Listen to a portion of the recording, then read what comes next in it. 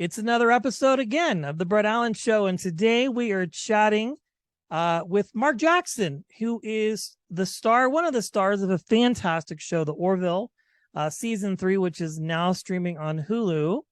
And you all just made a major announcement the other day. On the 10th of August, all of this is going to be available to stream on Disney Plus. Congratulations on all of that, and thank you for joining us today. Thank you very much. It wasn't quite the announcement we were all hoping for. But yes, I think moving to Disney Plus 2 in the States, it's going to be great. We're going to hopefully reach a much larger audience. Yeah, I mean, it has to just feel good, first of all, to be such a part of a great show, and then to be able to have it accessible to larger audiences. How does it feel now that season 3 is out? I know we had season 1 and 2, and then it just kind of felt like for a large void happened, Yes. and things fell apart, so to speak. And now we have a third season. Mark, how does it feel to have it out and for the fans to be able to enjoy it? It's great. I mean, it took us a while to make this season, even without time off for COVID. I think it took us about a year and a half to film this season. So it was a long time coming, and actually having it out there now is wonderful because the fans have been so warm in their reception of it. It's a joy to engage with the Orvillian fans on social, because they're smart fans. They've got heads on their shoulders, and particularly this season they've got hearts in their rib cages that are beating pretty fast, because it's an emotional roller coaster this season. And that combined with that classic Seth MacFarlane comedy seems to be a winning formula.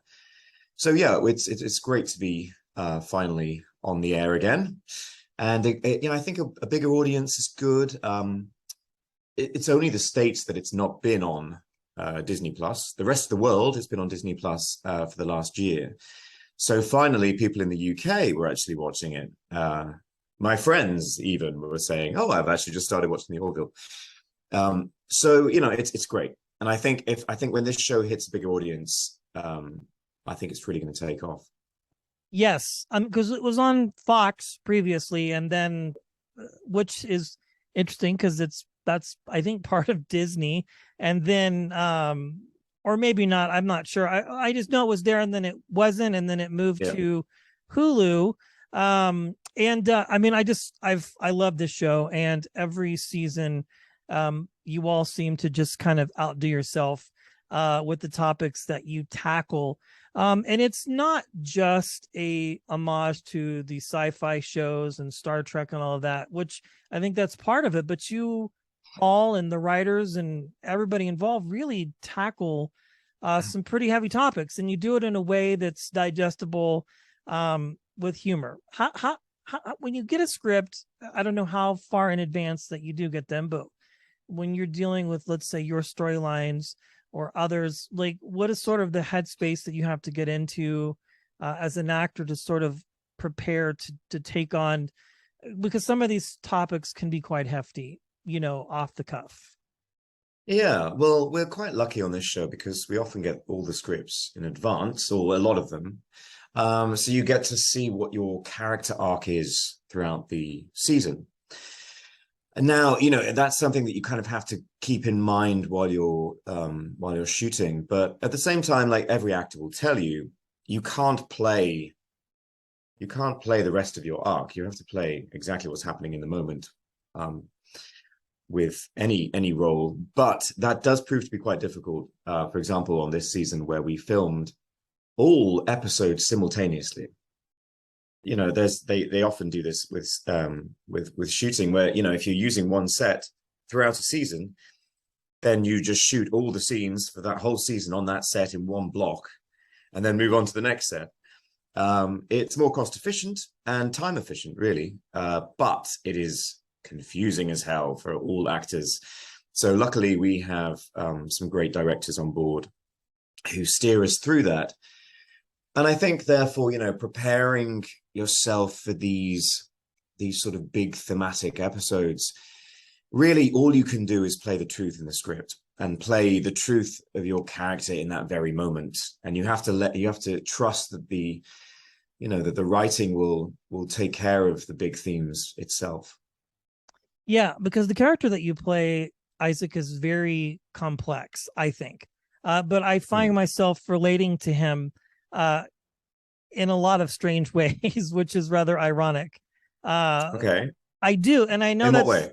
well, so let's just talk about his sometimes inability to communicate emotion and to communicate feelings, albeit he's learning and evolving to sort of be better at it, but oftentimes can be a blunt instrument when delivering uh, Yeah.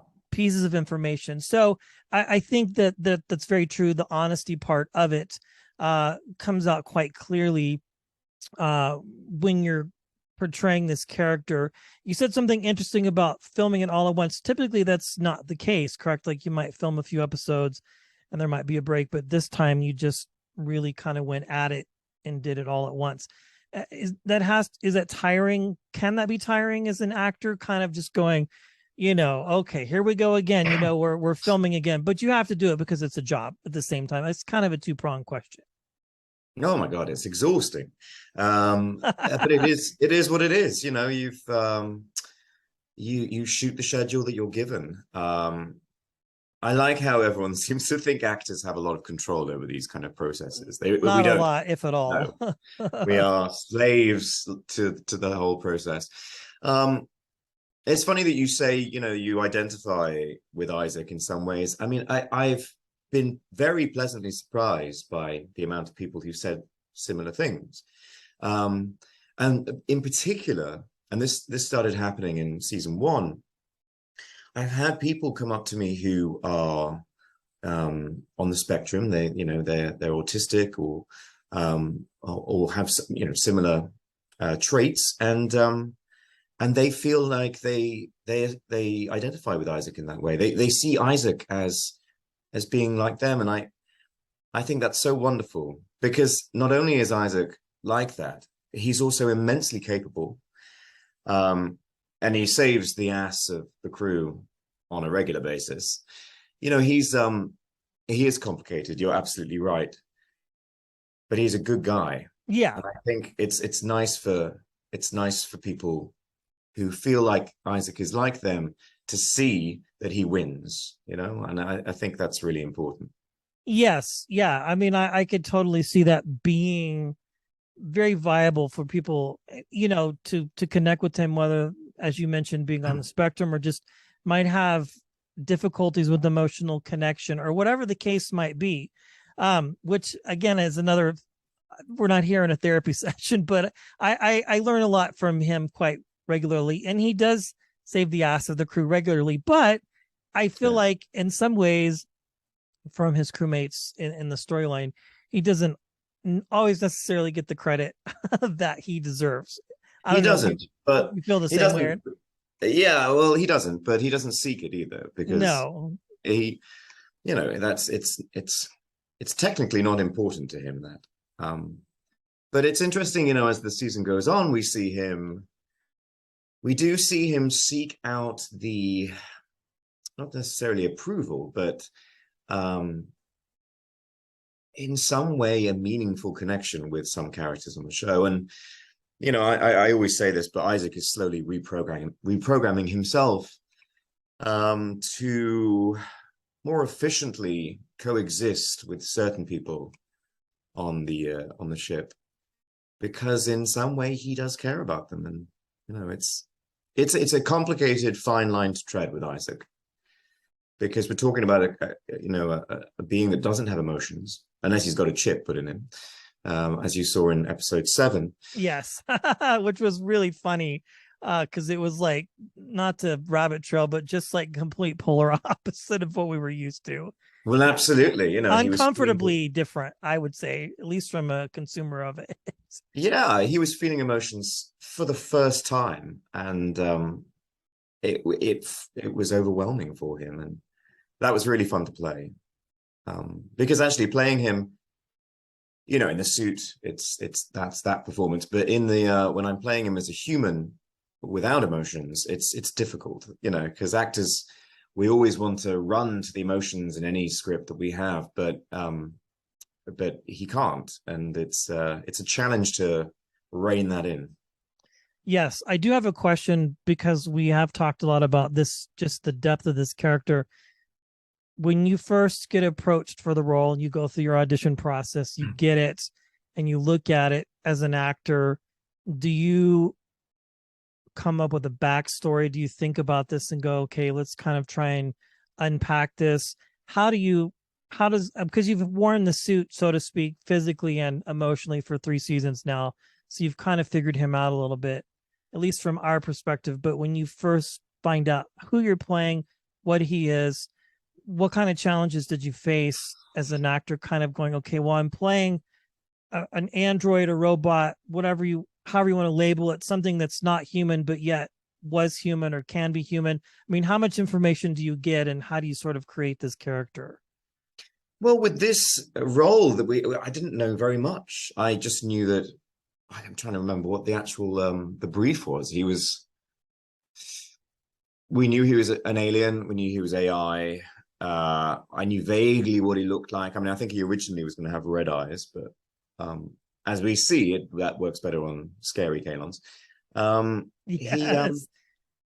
We knew he was from a race of AI beings, but didn't know. And actually, I don't think anyone knew what the Kalon origins were until season 2, isn't it? I think when they went out. Yeah. So to some degree, again, you have to, like, when you get an audition come through, they send you audition sides. So that it's a piece of the script they want you to learn, and then you can, and then you act it onto tape or whatever. And the best, pretty much the only thing you can do is just play the truth in that script, play the truth in the moment. Sure, backstories are helpful if you can do that. I mean, I can't even remember the piece of script that I had. Oh, I think it was it was it was just some observation of a planet while he's at his workstation, so it was mostly science jargon. And really, there's not much you can do with that apart from say it. True. It's seriously unemotional stuff. So I don't know. I mean, I in my head, I was like, he's a human-y, robot-y kind of thing, and I just sort of played it like that. And I think I was just lucky. Well, you've done a fantastic job. One last question here. Is there any part of you that is Issac that you have brought personally to? Again, we're talking about a robot, we're talking about AI, an alien race of some kind. Obviously you're human, but there is a small bit of human side and humanity to Issac that is part of what makes him great. Do you connect with him on some sort of level personally, or maybe not? Oh yeah, no, I'm a cold-hearted sociopath, definitely. That's I love it. No, I mean, it's interesting. I was talking about this with an actor the other day, and with Chad Coleman. And whenever you see an actor do anything on screen or on the stage, whatever you see is coming from inside that actor. Like you can't pluck a performance from nowhere. So right. Yeah, totally. There's many things I admire about Issac. His curiosity is one of them, and his fairness. I like that very much as well, because I don't think I'm necessarily those all the time. But I do feel that I quite like looking at the world in a logical way if I can.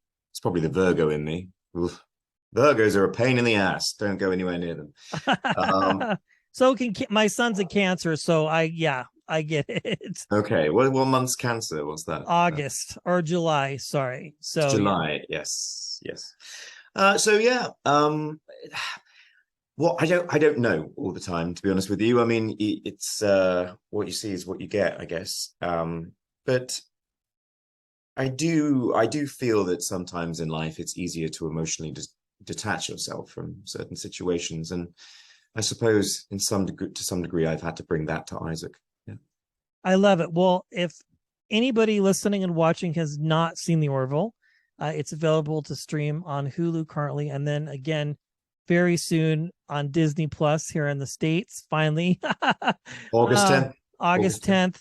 Yeah. But be sure to watch and stream new episodes, old episodes. It's really just a fun and fantastically beautiful show. Mark, thank you for your time today. I appreciate it. Absolutely. Take care.